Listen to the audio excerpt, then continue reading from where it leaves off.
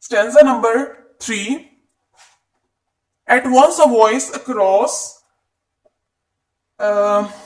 among the bleak twigs overhead in a full-hearted even song of joy illimited. An aged thrush, frail, gaunt and small, in brass beruffled plume, had chosen thus to fling his soul upon the growing gloom.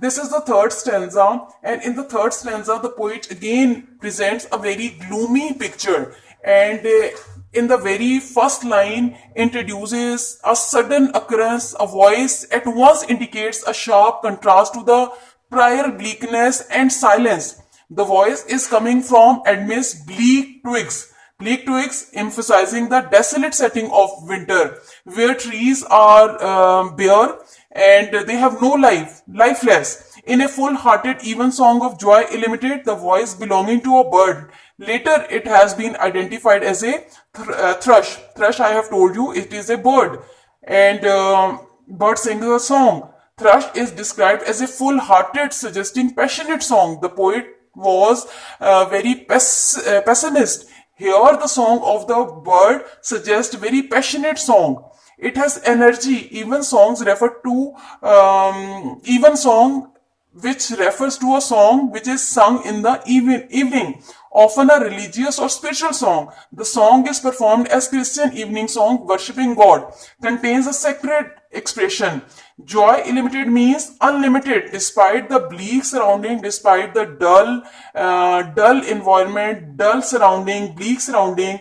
The thrush sings of songs, and song of thrush is filled with what? Yes, it filled with immense happiness. Thrush is depicted as a bleak, aged, frail creature, frail bird.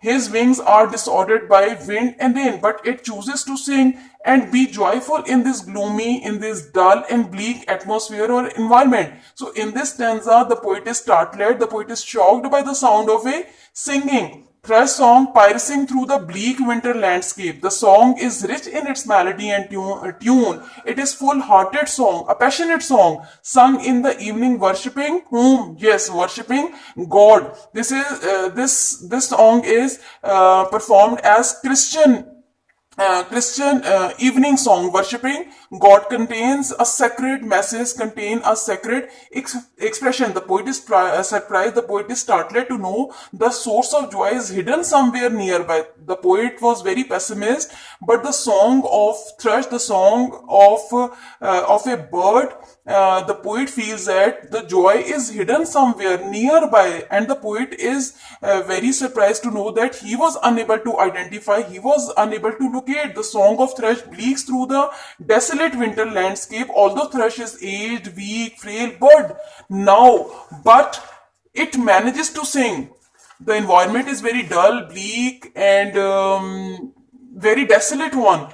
His wings are disordered by wind and rain. The poet depicts a contrast between barren or gloomy winter landscape and the vibrant song of thrush. The gloomy and barren and dull environment is compared to the vibrant song of thrush. The song of thrush cuts through the silence, cuts through the bleakness, gloominess, sadness, despair, hopelessness, and fills with what? Fills the atmosphere, fills the air with hope and joy. The song of thrush is not a joyous song, but a song of hope that good days may come. What does it mean? What does it indicate? Yes, the new century is about to begin. The new century is beginning, and the poet now has some good hopes about the days which are about to come. So, Song of Thrush suggests great hope in the face of adversity, in the face of despair, in a dark time.